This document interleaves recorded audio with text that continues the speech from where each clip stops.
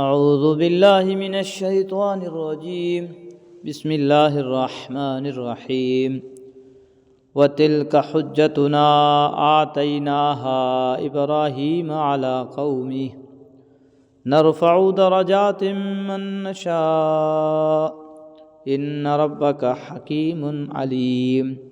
یہ ہماری وہ کامیاب دلیل تھی جو ہم نے ابراہیم کو ان کی قوم کے مقابلے میں عطا کی تھی۔ ہم جس کو چاہتے ہیں درجے بلند کر دیتے ہیں، اور بے شک تمہارے رب کی حکمت بھی بڑی ہے، علم بھی کامل ہے۔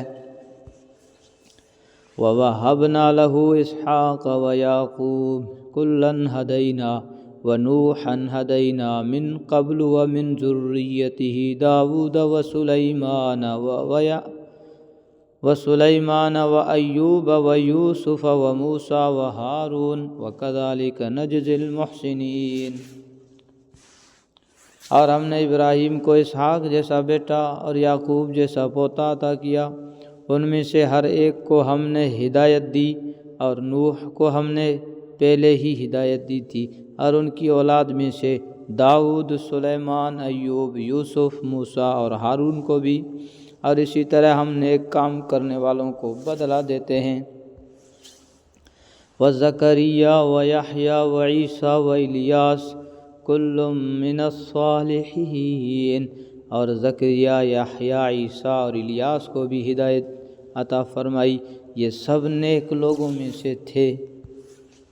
وَإِسْمَاعِيلَ وَالْيَسَعَ وَيُونُسَ وَلُوطًا وَكُلًّا فَضَّلْنَا عَلَى الْعَالَمِينَ۔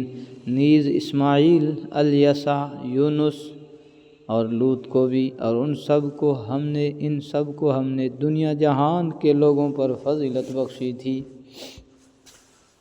وَمِنْ آبَائِهِمْ وَذُرِّيَّاتِهِمْ وَإِخْوَانِهِمْ وَاجْتَبَيْنَاهُمْ وَهَدَيْنَاهُمْ إِلَىٰ صِرَاطٍ مُّسْتَقِيمٍ۔ اور ان کے باپ دادوں، ان کی اولادوں اور ان کے بھائیوں میں سے بہت سے لوگوں کو ہم نے ان سب کو منتخب کر کے راہ راست تک پہنچا دیا تھا۔ ذَلِكَ هُدَى اللَّهِ يَهْدِي بِهِ مَن يَشَاءُ مِنْ عِبَادِهِ وَلَوْ أَشْرَكُوا لَحَبِطَ عَنْهُمْ مَا كَانُوا يَعْمَلُونَ۔ یہ اللہ کی دی ہوئی ہدایت ہے جس کے ذریعے وہ اپنے بندوں میں سے جس کو چاہتا ہے راہ راست تک پہنچا دیتا ہے، اور اگر وہ شرک کرنے لگتے تو ان کے سارے نیک اعمال اکارت ہو جاتے۔ أُولَٰئِكَ الَّذِينَ آتَيْنَاهُمُ الْكِتَابَ وَالْحُكْمَ وَالنُّبُوَّةَ فَإِن يَكْفُرْ بِهَا هَٰؤُلَاءِ فَقَدْ وَكَّلْنَا بِهَا قَوْمًا لَيْسُوا بِهَا بِكَافِرِينَ۔ یہ وہ لوگ تھے جن کو ہم نے کتاب، حکمت اور نبوت عطا کی تھی۔ اب اگر یہ عرب کے لوگ اس نبوت کا انکار کریں تو کچھ پرواہ نہ کرو، کیونکہ اس کے ماننے کے لیے ہم نے ایسے لوگ مقرر کر دیے ہیں جو اس کے منکر نہیں۔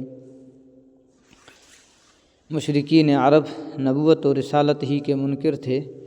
ان کے جواب میں حضرت ابراہیم علیہ السلام اور ان کی اولاد میں جو پیغمبر گزرے ہیں ان کا حوالہ دیا گیا ہے۔ حضرت ابراہیم علیہ السلام کو تو عرب کے بت پرست بھی مانتے تھے۔ ان سے یہ کہا جا رہا ہے کہ اگر وہ پیغمبر ہو سکتے ہیں اور ان کی اولاد میں نبوت کا سلسلہ جاری رہ سکتا ہے تو یہ کہنا کیسے درست ہو سکتا ہے کہ نبوت کوئی چیز نہیں ہے؟ اور حضرت صلی اللہ علیہ وسلم کو اللہ کا رسول بنا کر بھیجنے میں آخر کون سی اشکال کی بات ہے، جب کہ آپ کی نبوت کے دلائل روز روشن کی طرح واضح ہو چکے ہیں۔ اس سے صحابہ کرام کی طرف اشارہ ہے۔ أُولَٰئِكَ الَّذِينَ هَدَى اللَّهُ فَبِهُدَاهُ مُقْتَدِهْ قُل لَّا أَسْأَلُكُمْ عَلَيْهِ أَجْرًا إِنْ هُوَ إِلَّا ذِكْرَىٰ لِلْعَالَمِينَ۔ یہ لوگ جن کا ذکر اوپر ہوا وہ تھے جن کو اللہ نے مخالفین کے رویے پر صبر کرنے کی ہدایت کی تھی۔ لہذا اے پیغمبر تم بھی انہی کے راستے پر چلو، مخالفین سے کہہ دو کہ میں تم سے اس دعوت پر کوئی اجر نہیں مانگتا، یہ تو دنیا جہان کے سب لوگوں کے لیے ایک نصیحت ہے، اور بس۔ صدق اللہ العظیم۔